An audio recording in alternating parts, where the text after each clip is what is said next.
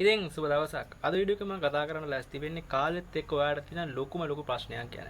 ඒක තමයි ඔයාලට සමහරවිට කල්පනා වෙනවා ඇති මේ අපි හිතනවාට වඩා කාලේ වේගින් යනව නේද කියලා. ඉතින් ඔයා පේපර් එකක් ලියද්දී එහෙම නැත්නම් ඔයා කැමැතිව මොමන්ට් එකක් ගත කරද්දී ඔයාලට දැනෙනවා ඇති මේ කාලේ මාර වේගෙන් ගෙවෙනවා කියලා. හැබැයි ඒ වගේම සමහර වෙලාවට ඔයා සාමාන්‍යයෙන් ඔයා අකමැතිම සබ්ජෙක්ට් එක උගන්වන වෙලාව ඉස්කෝලේදී ඒ පීරියඩ් එකේ එක තප්පරයක් සමහරට වඩා විනාඩි 5ක් විතර ලොකුවට දැනෙනවා ඇති. ඉතින් මොකක්ද මේකට හේතුව සහ ඇයි මෙහෙම වෙන්නේ කියන දේ ගැන තමයි අද වීඩියෝ එකේ මම කතා කරන්න හදන්නේ. මුලින්ම කාලය කියන්නේ මොකක්ද? කාලය කියන දේ පිළිබඳව තියෙන අදහස තමයි මේක අපි දන්න භෞතික රාශීන්ගේ තියෙන අපි දන්නවා ත්‍රිමාණ බව. ඒක ඉක්මවා යන සිව්වෙනි මානයක් කියන අදහසක් කාලය කියන දෙයට තියෙනවා. කාලය කියන දේ මොකක්ද? කාලය කවදා ඉඳන් මේක පටන් ගත්තද? කවදා මේක ඉවර වෙයිද? මොන විදිහෙන්ද මේක ක්‍රියාත්මක වෙන්නේ කියන දේ ගැන හරි අදහසක් නිශ්චිත යුනිකව අදහසක් ලෝකෙට ඉදිරිපත් වෙලා නැහැ. හැබැයි අපිට නිර්වචනයක් ඉදිරිපත් කරන්න පුළුවන් කාලය කියලා කියන්නේ හිතේ වර්තමානයේ සහ අනාගතය සම්බන්ධ කරන සිද්ධිදාමයක් කියලා.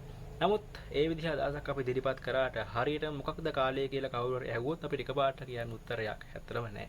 ඊළඟදී මම ඇඩ් කරන්නේ සාමාන්‍යයෙන් ඔයාගේ දැනුවත් වීම සඳහා. ඒක තමයි ආලෝක වර්ෂය. ආලෝක වර්ෂය කියලා කියන්නේ මොකක්ද කියලා ඇහුවොත් කෙනෙක්ට හිතෙන්න පුළුවන් ඒක කාලේ මනින ඒකකයක් කියලා. නමුත් නැහැ. ආලෝක වර්ෂය කියලා කියන්නේ දුර මනින ඒකකයක්. එකපාරට ඔයා පුදුම වෙයි ඔයා නොදැගෙන ඉන්නවනම් මම පැහැදිලි කරන්නම්.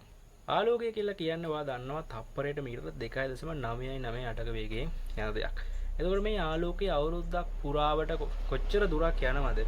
අන්න ඒ යන දුර එක ඒකකයක් විදිහට අරගෙන තමයි මේ ආලෝක වර්ෂ එකක් කියලා කියන්නේ. දන්නවා අභ්‍යවකාශයේ තියෙන වස්තු අතර ලොකු දුර ප්‍රමාණයක් තියෙනවා. ඉතින් අපි දන්න මේ සාමාන්‍ය අපි දන්න මිනුම් ඒකක වලින් අපි දන්න මීටරය කිලෝමීටරය ඒ වගේ පොඩි එකක වලින් ඒ දුර මනින්න බෑ.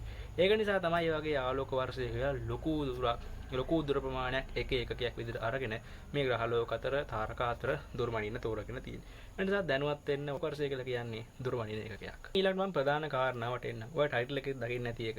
ඇත්තටම කාලය වේගෙන් ගෙවිලා යන බද. ඔයාලට තියෙන ලොකු ප්‍රශ්නයක් ඒ වගේ මම කල්ලොත් මතක් කරා. සමහර එක අවස්ථාවල ඔයාලට කාලය ගෙවෙන්නේ නැහැ. සමහරට ගෙවෙනවා වගේ දේවල් හිතෙනවා. අදහස් ඉදිරිපත් කරනවා ඇල්බර්ට් අයින්ස්ටයින් තමන්ගේ සාපේක්ෂතාවාදය කියන දේ පැහැදිලි කරගෙන යනකොට. ඒ අවස්ථාවකදී එයා කියනවා ඔයා කැමතිම ගෑනු ළමයා එක්ක සාමාන්‍යයෙන් ඔයාගේ පෙම්වතිය එක්ක ඉන්නකොට ඔයාට ගත වෙන එක පයක් එක තප්පරයක් වගේ දැනෙනවා කියලා. ඒ වගේම ඔයා මොකක් හරි ගිනි අඟුරු ගොඩක් උඩ ඉන්නකොට ඒ දැනෙන එක තප්පරයක් ඔයාට පැයක් වගේ දැනෙනවා කියලා. ඊට පස්සේ ඇල්බර්ට් අයින්ස්ටයින් කියනවා මෙන්න මේක තමයි සාපේක්ෂතාවාදය කියලා කියන්නේ කියලා. ඔයාගේ අත්දැකීම් වලට අපි තීරය දැම්මොත් එහෙම එතනදී වෙන්නේ ඒ දෙයම තමයි. ඉතින් ඔයා පේපර් එකක් කරනවා. ඒතර මේ පේපර් එක ඔයා කරන්නේ මේක කරලා යුතුයි. ඔයාට ගොඩාක් මේ පේපර් එක කරන්න කාලය ඕනි. ඉතින් ඔයා කාලය ඕනිකමින් පෙළෙනවා. ඊට පස්සේ එකමැතිම සබ්ජෙක්ට් එක තියෙන පීරියඩ් එකේදී ඔයාට ඕනේ මේ කාලේ ඉක්මනට ගෙවිලා යනවා දකින්න. ඉතින් ඔයා කැමතිම මොහොතක් ගත කරද්දී ඔයාට ඕනේ මේ කැමතිම මොහොතට වෙලා තව ඉන්න කාලය. හැබැයි ඔයා අකමැතිම මොහොතක් ගත කරද්දී ඔයාට අවශ්‍ය වෙන්නේ මේ කාලේ ඉක්මනට ගෙවිලා යනවා දකින්න. ඉතින් ඔයාට සාපේක්ෂව ඔයා කාලේ එක අවස්ථාවකදී ඔයා කාලේ ඉල්ලුම් කරනවා. තව අවස්ථාවකදී ඔයා කාලේ ඉක්මනට ගෙවිලා යන්න කියලා බලාපොරොත්තු වෙනවා. මෙන්න මේ විදිහට ඔයා හිතීමත් එක්ක තමයි ඔයාට කාලේ ඉක්මනට ගෙවිලා යනවා කාලේ හැමින් ගෙවිලා යනවා කියලා තේරෙන්නේ. ඒ නිසා තමයි ඔයාට හිතෙන්න පුළුවන් දැන් මේ යුගයේ වෙනස් වීමත් එක්ක කාලේ වේගෙන් ගෙවිලා යනවා ඒ වගේ දේවල්. ඒතර මෙහෙම දෙයක් සිද්ධ වෙන්නේ නැහැ. කාලය ඒ කාලයට අදාළ නිශ්චිත වේගයක අපි දන්න තප්පර මිනිත්තු ඒ වේගයෙන් ගෙවිලා යනවා.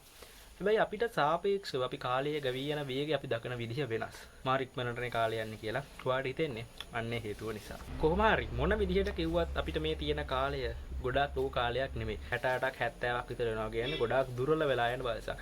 ඉතින් ඔයාට ඔයාගේ ජීවිතේ ගොඩනගාගෙන ඒ ගොඩනගාගත දේවලින් ප්‍රතිඵල අරගෙන ඒවා ඔක්කොම කරන්න තියෙන්නේ බොහොම පුංචි කාලයක් විතරයි. ඒක නිසා ඔයා ඉක්මනට වැඩ ටික කරන්න ඕනි. කිසිම තප්පරයක් මග අරින්න එපා. ඔයාට අර්ථවත් වෙන වැඩක් කරන්න.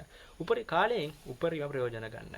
එහෙනම් අදට වීඩියෝ එක ඉවර කරනවා. ආයෙත් ඉක්මනටම අපි අලුත් වීඩියෝ එකකින් සහ අලුත් මාතෘකාවකින් හම්බෙමු.